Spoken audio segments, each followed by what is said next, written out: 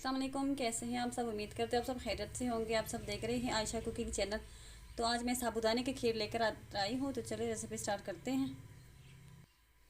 यहाँ मैंने तकरीबन 1.5 किलो दूध डाल दिया है। अब इसको गर्म होने तक इंतज़ार करते हैं। अब यहाँ पे मेरे पास साबूदाना है। इसको मैंने तकरीबन 2 घंटे पहले भिगो दिया था। तो काफ़ी फूल चुका है। इसका हम पानी अब निकालते हैं। तो देखिए दूध जो है काफ़ी हद तक उबल गया है।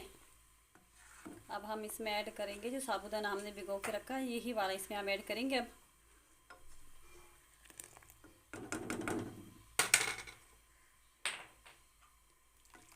पानी वगैरह मैंने सारा निकाल दिया इससे।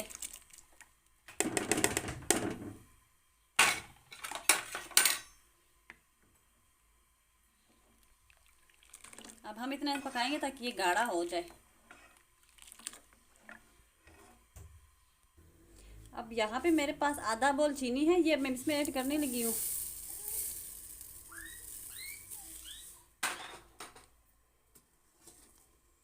देखो मैंने साबूदाना भिगोया था, अच्छी तरह फूल चुका है। तो भिगोने का मतलब यही होता है कि ये फूल जाता अच्छी तरह और जल्दी पक जाता है।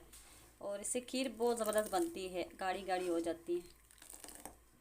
और इसका साइडों पे जो लगती है ना, इसको उतारते रहने से भी अच्छी तरह दूध गाढ़ा हो जाता। इसमें टेस्ट बहुत ज़बरदस्त आता है।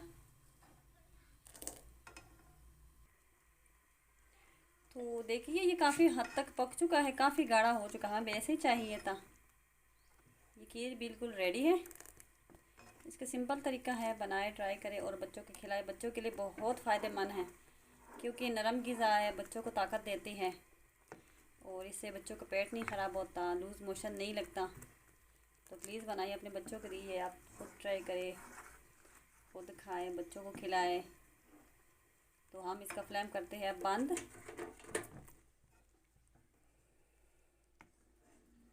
तो देखिए माशाल्लाह बहुत ज़बरदस्त बन चुका है। अभी हम इसको डिश में निकालते हैं।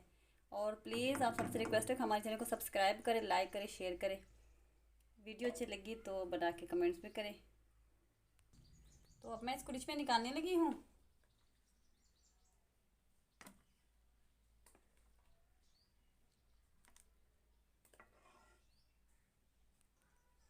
तो ये ले जी, बिल्कुल खीर रेडी है। मेरे पास थोड़े से ड्राई फ्रूट है, इधर कुछ ड्राई फ्रूट है, मैं अब ये इसमें ऐड करने लगी हूँ।